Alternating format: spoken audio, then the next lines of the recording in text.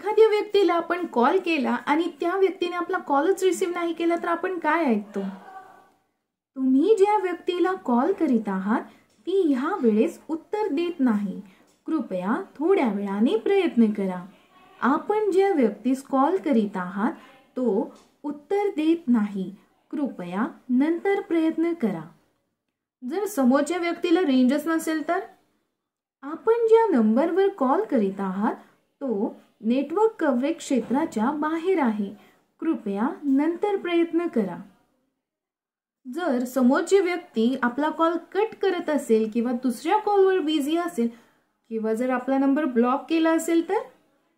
आपण डायल केलेला नंबर सध्या व्यस्त आहे, कृपया नंतर प्रयत्न करा. आणि जर फोन स्विच ऑफच ठेवला असेल तर? तुम्ही डायल केलेला नंबर सध्या बंद आहे, कृपया नंतर प्रयत्न करा.